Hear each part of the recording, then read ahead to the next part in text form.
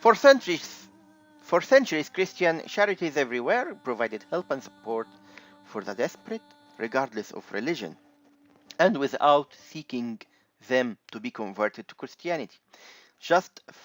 They were just following the example of Jesus that said, and I'm reading scripture from Matthew 5:44 and 45, but I say, love your enemies, pray for those who persecute you, and that way you will be acting as true children of your Father in heaven, and following our examples of well-known charities, the logos for well-known charities.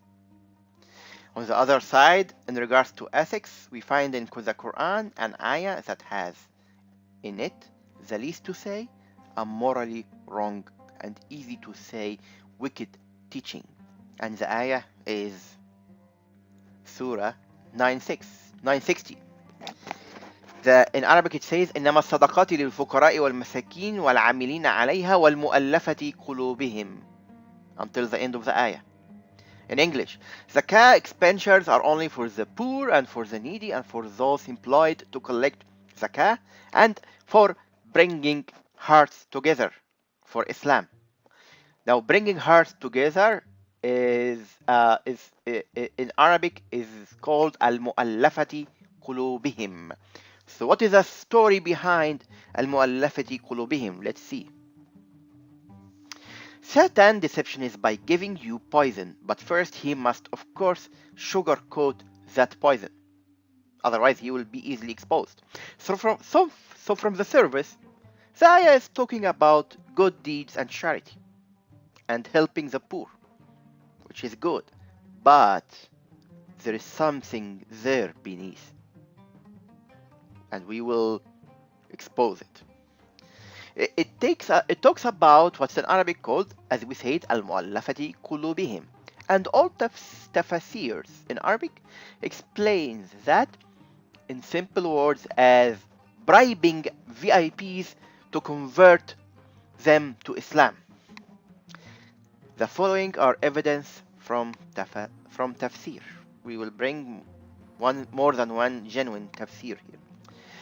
Tafsir ibn Abbas, and this is the link for it, and when in Tafsir ibn Abbas for 960 it says Allah then explained who is entitled to these alms. He's giving example those alms who deserve it. The alms are only for the poor, for the folk of the platform, and the needy among the beggars. That's fine. And those who collect them, the collector of alms are those whose hearts are to be reconciled by giving them gifts, such as Abu Sufyan and his companions. But we find that Abu Sufyan was a rich guy. So why I would give a gift to a rich guy?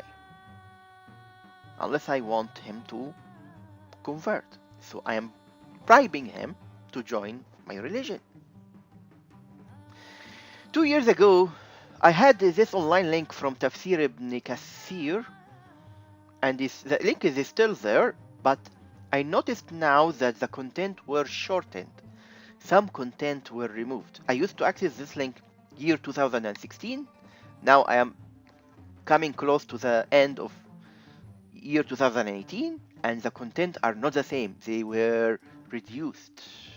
I wonder why. But thanks God, I happen to have, before year 2016, a complete PDF that have the complete tafsir of Ibn Kathir. And here I'm reading from content that you will not easily find it online anymore. And it says this: there are several types of al-mu'allafati qulubihim. There are those who are given alms to embrace Islam. For instance, the Prophet of Allah gave something to Safwan bin Umayyah from the war spoils of Hunayn, even though he attended it while a mushrik, a polytheist. Safwan said, he kept giving me until he became the dearest person to me, after he had been the most hated person for me. Wow, so giving money would increase. So really, money really changed the hearts of men and gave them faith in Islam. But there is more.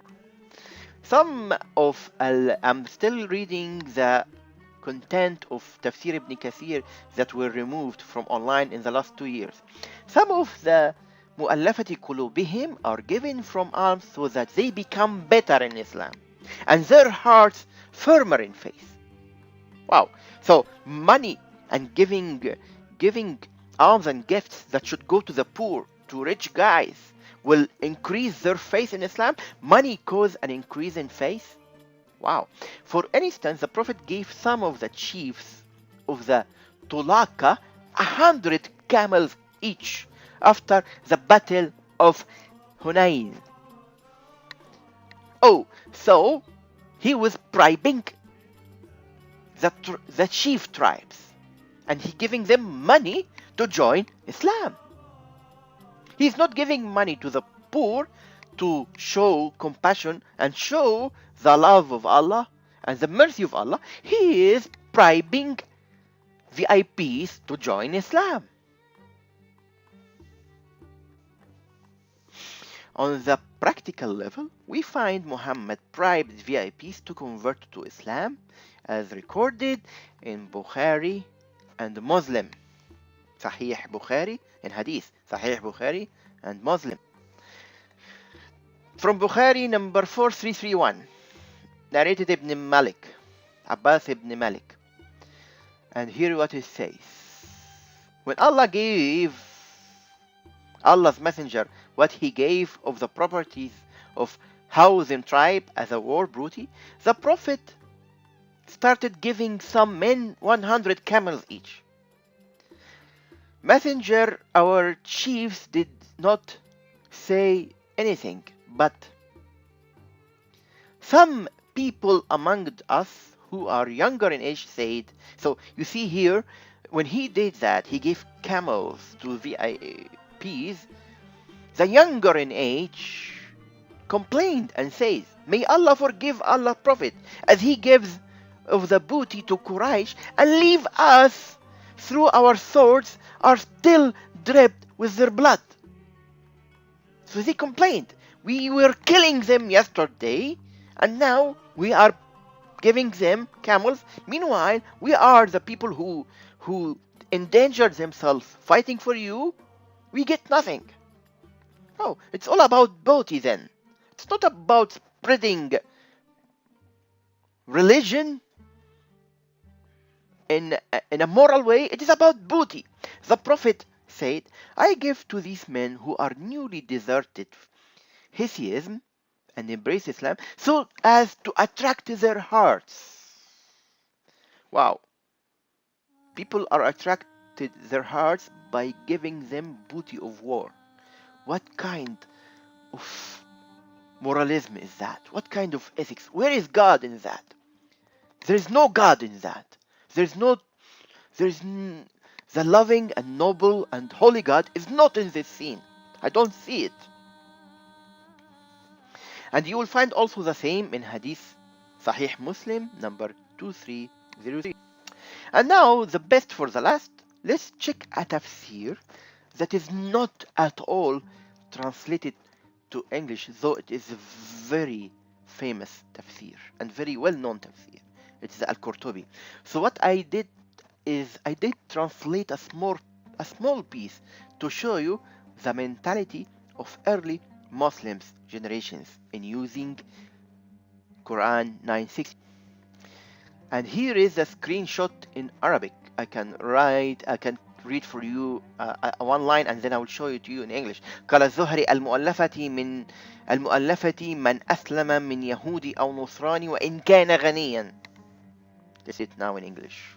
No mention for المؤلفة قلوبهم, but in the section of sadaqat, giving the poor, those are people who were in the beginning of Islam to promote Islam were paid. Their hearts were gathered by paying them a share of sadaqah as their faith is weak. So how to treat the weak faith? What is the medicine for weak faith? Money. Al-Zohari said, now see this, highlighted in yellow. Al-Zohari said, Al-Mu'allafati qulubihim is the Jew or Christian who became a Muslim even if he is rich. And others who came later said there are discrepancies in categorizing them. Some said those are kind of kuffar, unbelievers, meaning those are kind of kuffar that are paid to become familiar with Islam, and they would not come to Islam by subjugation and sword, but giving and ihsan. So, if Muhammad is not military powerful enough to bring people to Islam by subjugation and sword, he will bring them by ihsan. Wow. If subjugation and sword will not make them Muslim, then just bribe them. And we are now proved to you a kind of morally wicked teaching in Quran. If you have any thoughts, any feedback, please use the following email and let us know.